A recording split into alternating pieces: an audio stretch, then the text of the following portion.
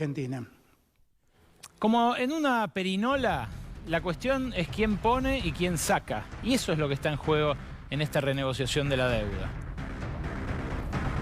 Para dimensionar, para ver si los trabajadores como colectivo social están entre los que pueden poner, o sea, entre los que pueden, a los que se les puede pedir que pongan el hombro, como hacía el gobierno anterior.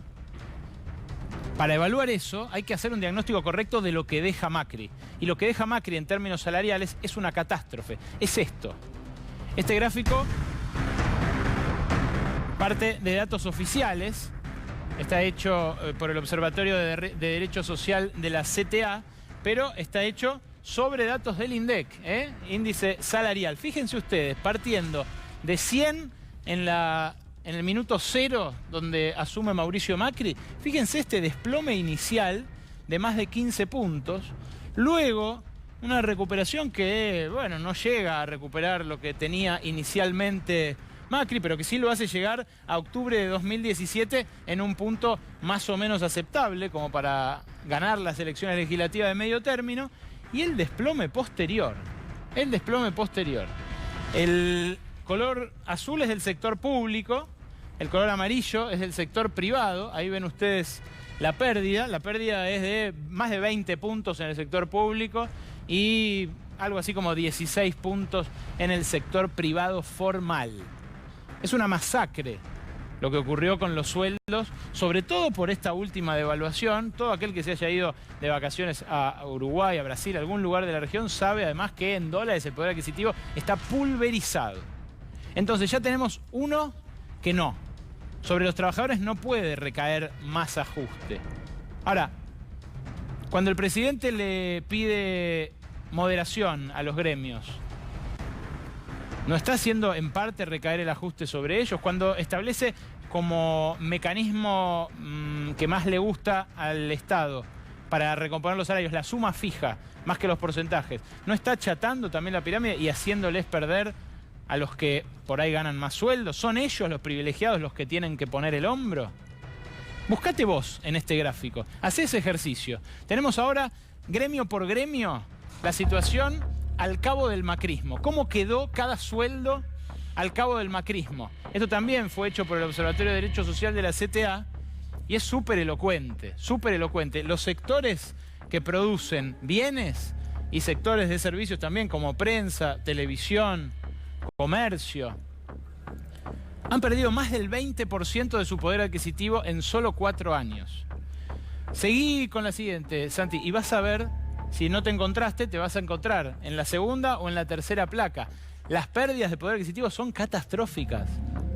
Si comercio había perdido casi 21 puntos, que es la paritaria más grande, la mayor cantidad de empleados está bajo empleado de comercio, alimentación perdió también una quinta parte, docentes casi el 20%, maestranza, camioneros, con el poder de fuego que tiene camioneros. Acaba de saltarse el límite de los 4.000 pesos, igual que bancarios, con un bono de más de 10.000, pero fíjense lo que perdió en 4 años. Fíjense lo que perdió sanidad, las enfermeras. Seguí con la próxima, porque en alguna te tenés que encontrar. Todos pierden, salvo aceiteros y bancarios, que han tenido realmente mucha combatividad en sus negociaciones salariales. Todos los demás pierden, mecánicos un poco menos. Perdieron empleos, cantidad, pero no tanto en salario. La construcción, los que están en blanco en la construcción, obviamente, y las casas particulares también figuran allí. ¿Qué pasó con los jubilados? También lo tenemos en la evolución, porque la jubilación mínima con Macri, el hachazo que le pegó después de la reforma del 17 también es descomunal. Fíjense, con Cristina, antes de 2015, venían recuperándose levemente las jubilaciones de este 100 que usamos como punto de partida en diciembre de 2015. Se había llegado a un poco más, ¿no? A casi 110 ahí a principios. Claro, después con la devaluación inicial de Macri baja, se recupera y a partir de la reforma de 2017 la debacle es total. También más de 20 puntos pierden las jubilaciones. Ahí me daba vuelta para ver si la escala quedó correcta. Sí, más de 20 puntos pierden las jubilaciones. Claramente los jubilados no son los que pueden poner el hombro de vuelta, figurar entre los que pagan. En esta pregunta que nos hacemos hoy y donde les pedimos que ustedes participen, ¿quién paga la deuda? Es lo que se está definiendo en estas horas. Y por eso me tomo el trabajo de poner en perspectiva esto antes de hablar de lo que ustedes están escuchando hablar en todos lados. Quitas, plazos, renegociaciones, Fondo Monetario, Greylock, Aurelius, BlackRock y los fondos acreedores que se les puedan ocurrir. De esto ahora vamos a hablar con Daniel Marx, que está el ex secretario de Finanzas aquí en nuestros estudios para conversar sobre esto. Ahora, fíjate vos, los jubilados, ¿cómo se reparten? Porque dijimos que a estos, a los de la mínima, no les están haciendo pagar el costo del ajuste. A los que ganan hasta una mínima, del total de 8 millones y pico que hay, contando pensiones no contributivas, contando fíjense la cantidad de gente, contando todo, contando los que cobran la PUAM, la pensión universal del adulto mayor, la jubilación mínima, las jubilaciones de más, los pensionados, las pensionadas. Casi el 60% cobra hasta una mínima. A ellos, como decimos, los preservaron con los 5.000 pesos. Ahora, estos, los 2,5 millones que cobran entre una y dos mínimas, ¿no podrían haber sido preservados en su totalidad también? Sí, pero habría que haber sacado esa plata de un aumento adicional de retenciones o de bienes personales, por ejemplo. O más, impuesto al dólar, que tanto malestar generó, no tanto como el de las jubilaciones, que a la semana, 2 semanas ya empezó a disiparse.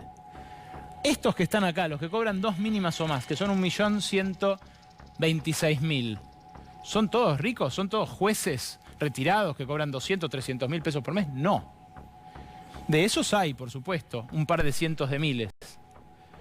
Pero los que ganan 28, que cobran 2 mínimas, ¿están entre los privilegiados? ¿Están entre los que tienen que afrontar el costo y pagar parte de la deuda? Eso es algo que dejo a criterio de ustedes. Pero la gran pregunta es si no son los acreedores los que tienen que pagar la mayor parte del peso, afrontar la mayor parte del esfuerzo, si tenemos en cuenta que le prestaron irresponsablemente al 8% a un país que no iba a poder pagar esa deuda, mientras toda la región se endeudaba al 4% o menos.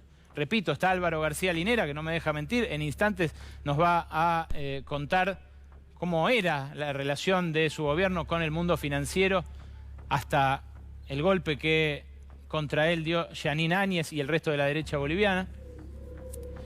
Los acreedores le prestaban al 7 o al 8 a Macri, mientras la región pagaba el 4 y mientras el mundo desarrollado pagaba 0.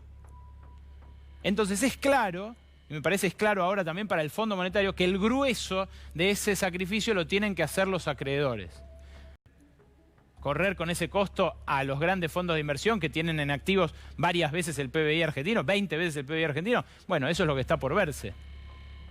Ahora, fíjense esto que les voy a mostrar ahora. ¿Cómo funciona una economía endeudada?